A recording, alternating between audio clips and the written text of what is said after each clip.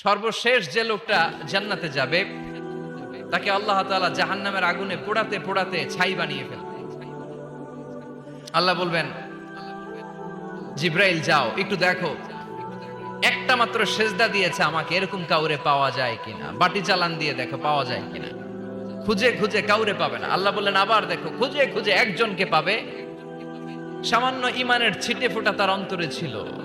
আল্লাহ বলবেন, যেহেতু ছিটে ফোঁটা আছে, অনেক মায়ের খাইছে, ওকে বের করে জাহান্নাম থেকে বের করে একটা নির্ধারিত দূরত্বে রেখে দাও। রেখে দেয়া হবে, কিন্তু জাহান্নামের আগুনের লেলিহান শিখাতে তার গা ঝলসে যাবে।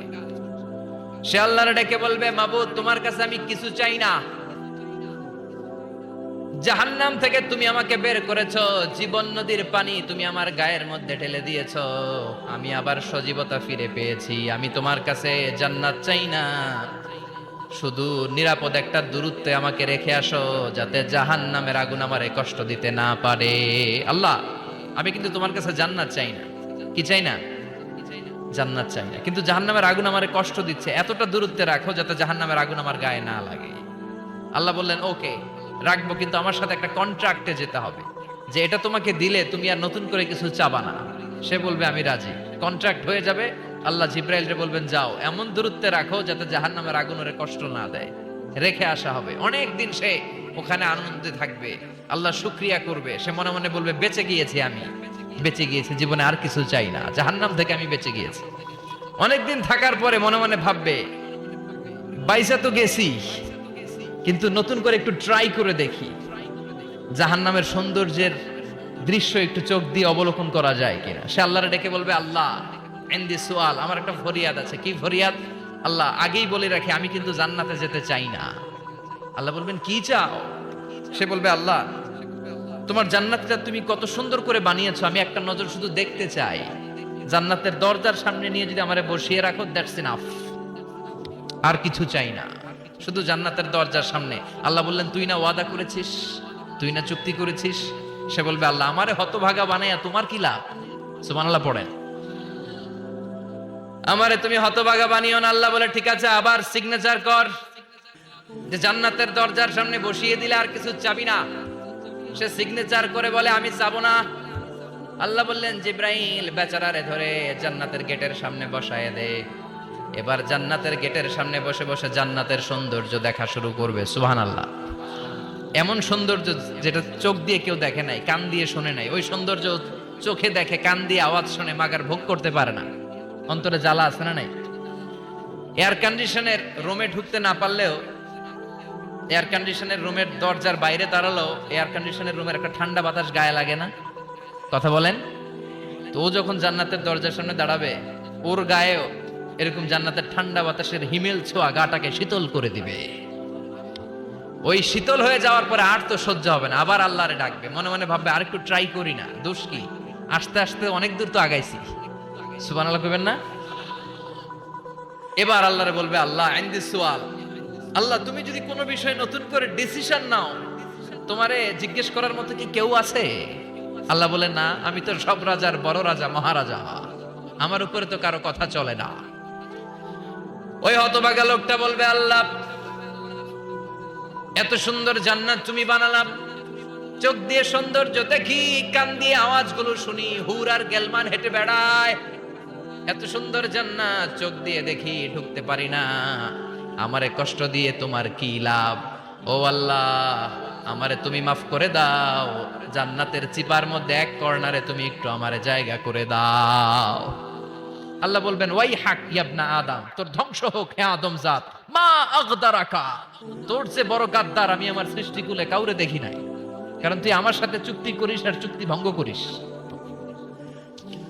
আল্লাহর রহমতের দরিয়ায় তখন জোশ খেলে যাবে, ওর আকুতি মিনতি চাহনি আল্লাহর রহমতের দরিয়ার মধ্যে জোশ লাগিয়ে দিবে। আল্লাহর দয়া হয়ে যাবে, মায়া হয়ে যাবে। আল্লাহ বলবেন, ঠিক আছে, জান্নাতে যা। লোকটা এবার এক দৌড়ে জান্নাতের ভিতরে ঢুকে যাবে। লোকটার দৌড় দেখে আবার লোকটারে আল্লাহ ডেকে বলবে, একটু দাঁড়া, একটু দাঁড়া, জান্নাত তো দিছি, তো দৌড় দিলি কেন? সুবহানাল্লাহ কইবেন না? লোকটি বলবে, আল্লাহ প্ল্যান তো আমি কম করি নাই, এত চেষ্টার ফলে আমি আসতে পারছি, আবার যদি তুমি বাইর করে দাও, এই জন্য এক দৌড়ে এমন চিপার মধ্যে লুকামো যাতে তুমি আমার না দেখো। আবার আল্লাহর রহমতের দরিয়ায় জোশ খেলে যাবে, আল্লাহ কাছে ডাকবে, কাছে আয় ও গোলাম, তোর কি মনে চায় আমারে বল, আজকে তুই চাইতে থাক, আমি দিতে দিতে তোর মনের সব আশা পূরণ করে দেব।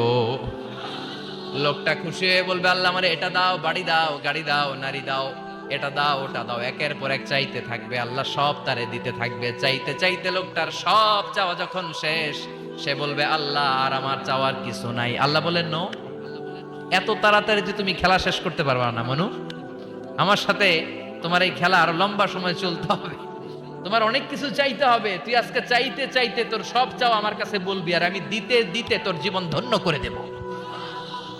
সে আবার চাইতে শুরু করবে, আল্লাহ এটা দাও, ওটা দাও, ওটা দাও, আল্লাহ দিতে দিতে সব দিবে। এরপরে বলবে, আল্লাহ মাফও চাই, দোয়াও চাই, আর চাওয়ার কিছু নাই। আল্লাহ বলবেন, তাই ঠিক আছে, তোরে আমি জান্নাতে ঢুকাই দিলাম, তবে মনে রাখিস তোর জান্নাতটা হবে সবচেয়ে ছোট জান্নাত, আর তোর জান্নাতটা হবে এই পৃথিবীর 10 গুণ। চিল্লা এখন সুবহানাল্লাহ।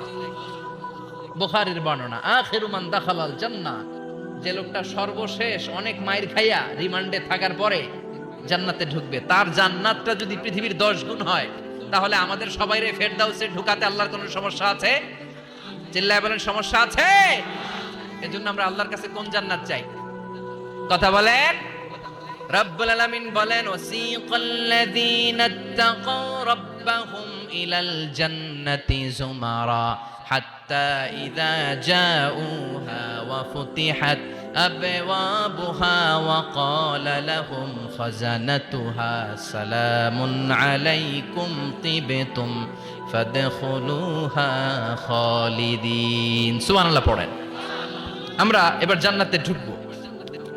সব জান্নাতীদেরকে নিয়ে আল্লাহ তাআলা বলবেন, ও ফেরেশতারা, আমার জান্নাতীদেরকে তোমরা ওয়েল রিসেপশন দিয়ে, রেড কার্পেট রিসেপশন, লাল গালিচার সংবর্ধনা দিয়ে জান্নাতে নিয়ে যাও।